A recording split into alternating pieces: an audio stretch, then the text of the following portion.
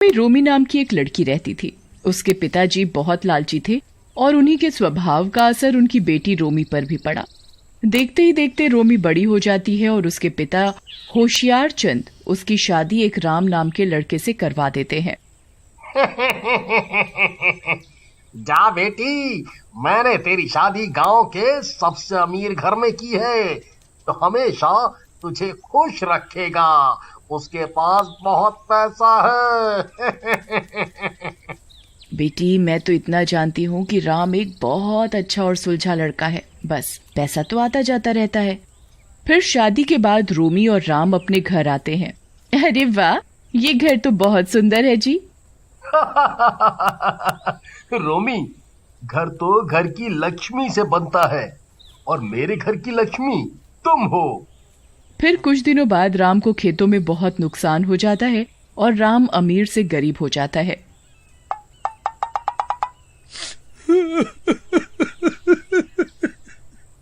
और वो दोनों एक किराए के छोटे से मकान में रहने लगते हैं।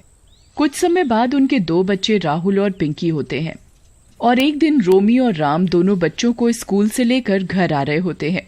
बच्चों, तुम घर जाओ, मैं अभी आती हूँ तुम्हारे पापा से बात करके। ठीक है माँ। क्या मामा करते रहते हो?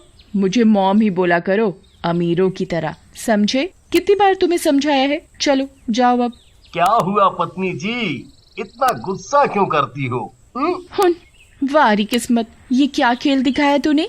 इस शादी से घर में तो मेरा दम घुटता है। पता नहीं कब पैसा आएगा हमारे पास। देखो ना जी, ना हमारे पास एसी है, ना बच्चों को अच्छे अंग्रेजी स्कूल में डालने के पैसे। अरे तुम परेशान क्यों होती हो? जरूरत का सब तो है हमारे पास। जिंदगी ठीक ही गुजर रही है।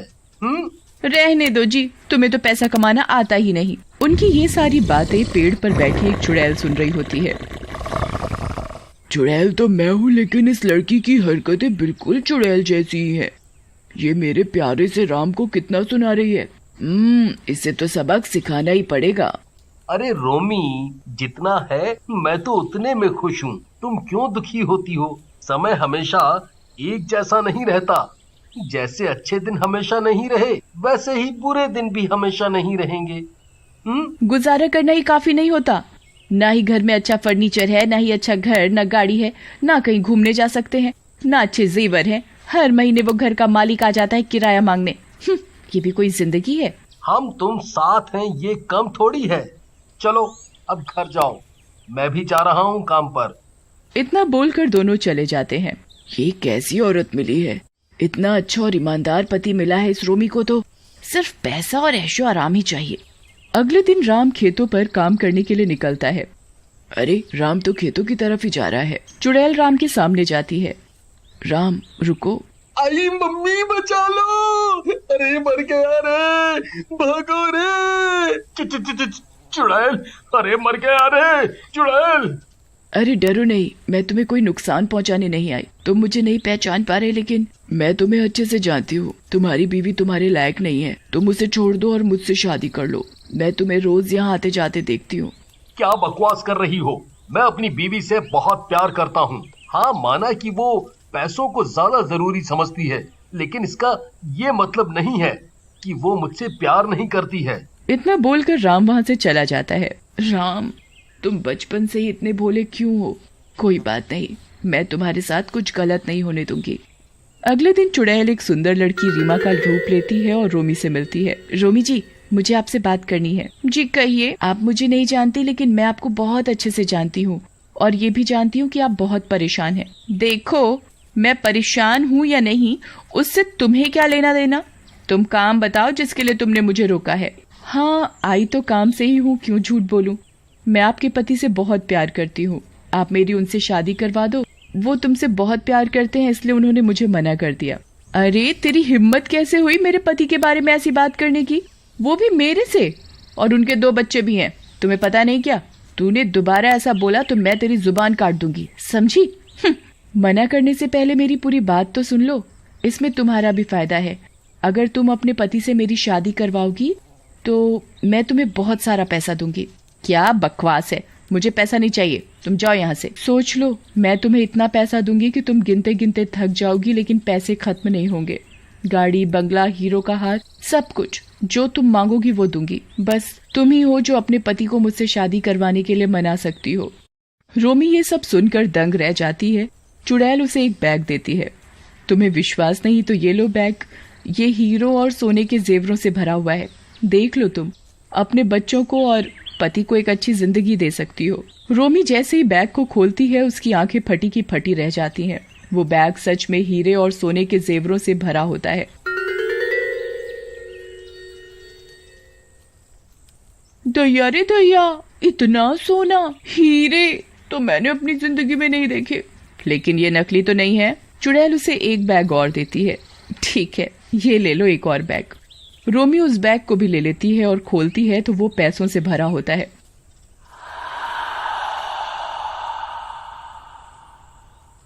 अरे ये तो असली पैसे हैं। लेकिन तुम हो कौन? तुम आम खाओ, गुठलियों के दाम मत पूछो। तुम अपने पति से मेरी शादी करवा दो। तुम्हें पैसा चाहिए और मुझे तुम्हारा पति। रोमी को कुछ समझ नहीं आता। एक तरफ वो राम से बहुत प्यार करती है और दूसरी तरफ जिंदगी सुधारने के लिए पैसों को भी जरूरी समझती है। क्या हुआ? क्या सोचा तुमने? मैं घर जा रही हूँ, ये बैग तुम ले लो। नहीं, ये तुम रखो और मुझे कल सोच कर बताना। मैं तुम्हें कल खेतों में मिलूंगी। रोमी घर चली जाती है और सारी रात सो नहीं पाती। अगली सुबह वो राम से बात करती है। राम, तुम मेरी एक बात मानोगे? एक क्यों, तुम जो कहोगी वो मानूंगा। तुम दूसरी शादी कर लो। क्या? आज सुबह सुबह मैं ही मिला हूँ मजाक के लिए? देख लो, तुम्हारी सौतन आएगी तो मेरा प्यार बढ़ जाएगा। हाँ वो तो है, पर कोई बात नहीं। हम सबके सुख के लिए मैं तुम्हारी दूसरी शादी करने को तैयार हूँ। आज ही शादी कर लो। दूसरी ओर खेतों में चुड़ैल रोमी का इंतजार कर रही होती है।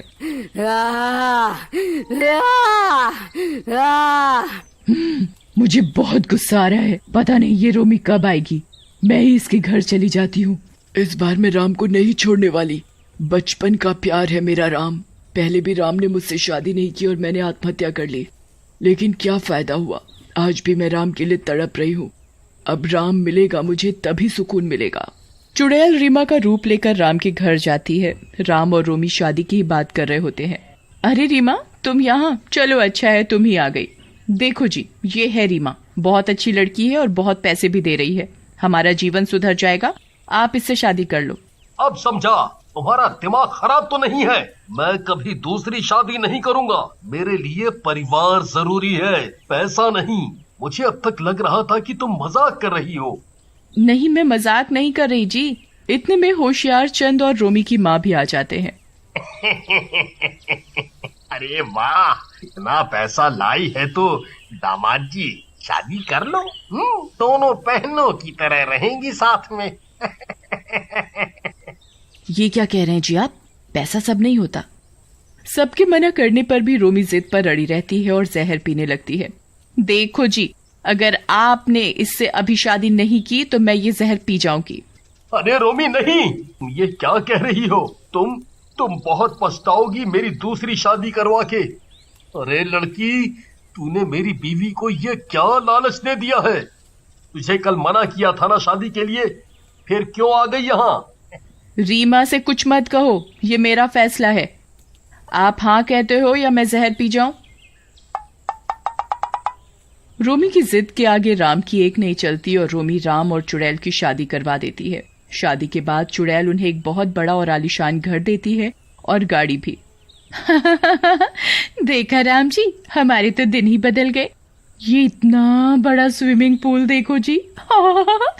और ये मेरी बनारसी चमचमाती साड़ी देखो। और ये जेवर। रोमी सब पाकर बहुत खुश होती है, लेकिन इस बात से अनजान होती है कि उसने अपने पति की शादी एक चुड़ैल से करवा दी है। रीमा शादी के बाद अपने कमरे में जाती है और अपने चुड़ैल रूप में आ जाती है। कमरा फूलों से सजा होता है।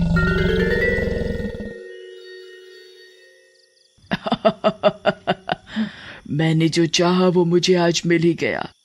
राम जल्दी आओ, मैं अपनी सुहाग रात के लिए तुम्हारा इंतजार कर रही हूँ।